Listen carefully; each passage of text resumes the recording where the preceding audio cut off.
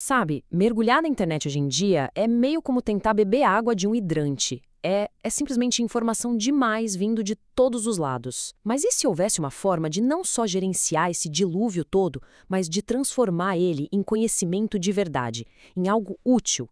É sobre isso que a gente vai conversar hoje. Como construir um segundo cérebro usando a ajuda da inteligência artificial.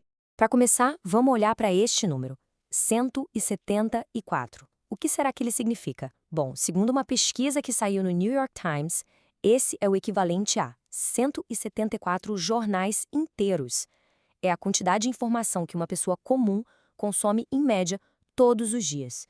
E para colocar isso em perspectiva, é 5 vezes mais do que era lá em 1986. É uma quantidade de dados que simplesmente sobrecarrega qualquer.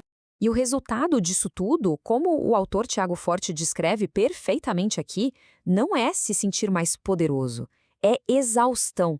A gente acaba vivendo com aquela ansiedade constante, sabe? Aquele medinho de estar esquecendo alguma coisa importante. Nossos cérebros, que evoluíram em um mundo completamente diferente, não foram preparados para lidar com isso. Então, aqui está o nosso roteiro de hoje. Primeiro, a gente vai entender melhor o tamanho desse problema de estar se afogando em informação. Depois, vamos mergulhar no conceito de segundo cérebro.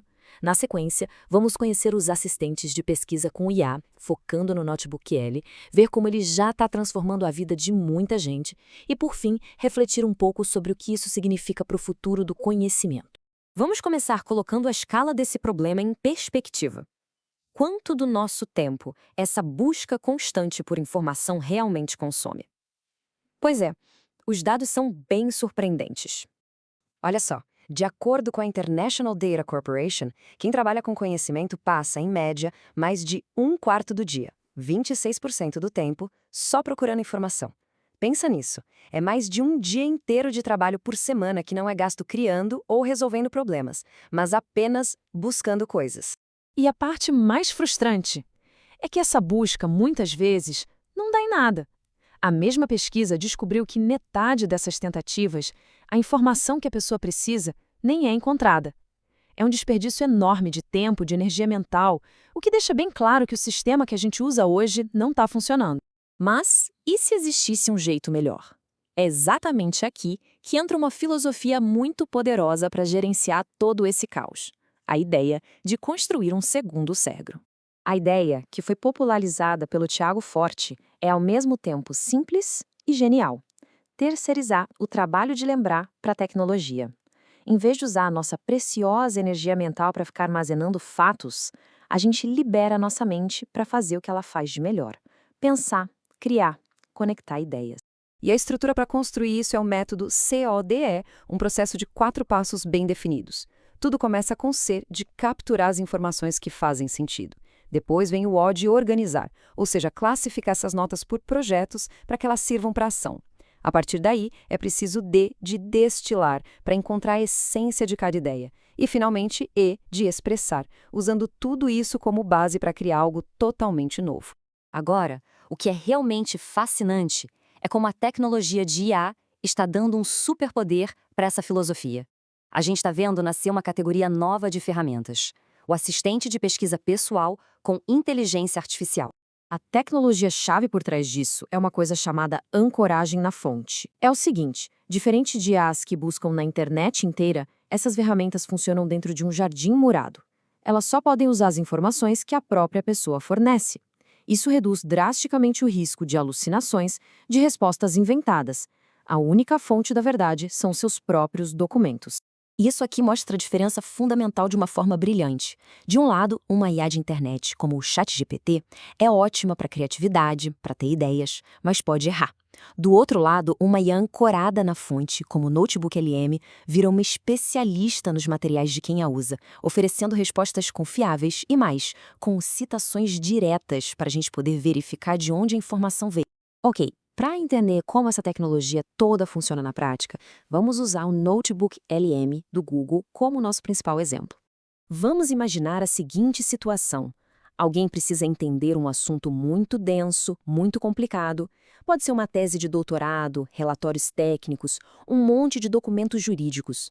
Como é que se transforma esse material todo, que é passivo, em algo interativo? É aqui que a mágica acontece. A ferramenta consegue pegar qualquer fonte, um PDF, um link, até um vídeo do YouTube, e com um único clique, gerar um guia de estudos completo, uma linha do tempo dos eventos, uma lista de perguntas e respostas, ou até um mapa mental para visualizar as conexões. Aquele material que era estático, de repente, ganha vida. Agora, vamos falar de uma das funcionalidades mais inovadoras. A gente sabe que nem todo mundo aprende melhor lendo. Para quem é mais auditivo, ter que ler dezenas de páginas pode ser um verdadeiro desafio. E foi exatamente esse o problema que o Sam Musa, do Escritório de Publicações do Governo dos Estados Unidos, enfrentou. A solução dele? Usar a função de visão geral em áudio. A ferramenta cria, do zero, uma conversa no estilo podcast entre dois especialistas de IA que ficam debatendo e explicando o conteúdo dos documentos. De repente, um relatório denso vira um diálogo super envolvente. A teoria é fascinante, a gente já viu. Mas, e na prática?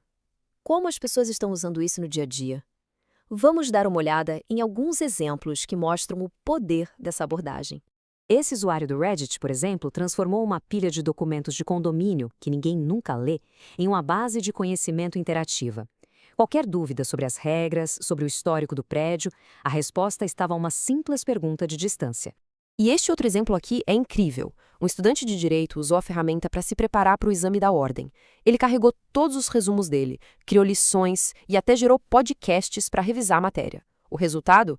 Ele mesmo disse que foi um fator decisivo para ser aprovado num dos exames mais difíceis que existem. E nem precisa ser algo super complexo. Este uso aqui é simples e, ao mesmo tempo, genial. Criar um caderno da casa com todos os manuais dos eletrodomésticos. Qual é o filtro que eu preciso para a geladeira?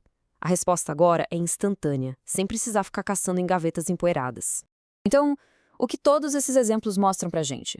O que essa tecnologia toda realmente significa para o futuro, para a forma como a gente interage com o conhecimento? Acho que o ponto crucial é este.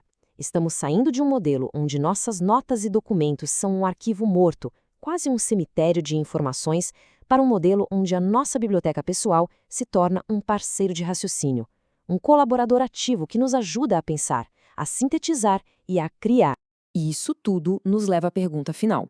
Se fosse possível terceirizar nossa memória para um parceiro de IA confiável, que se baseia apenas no nosso próprio conhecimento, o que seria possível realizar?